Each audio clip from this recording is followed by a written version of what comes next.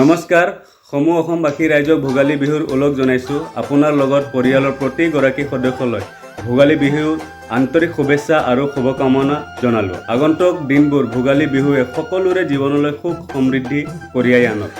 ভাতৃত্ববোধৰ এনাজৰী ডাল আৰু সুদৃঢ় কৰক। ভোগৰ ভোগালী বিহুটি পদূলি মুখত চাৰিওফালে ভোগালীৰ উৎসাহ, পিঠা পানৰ আয়োজন।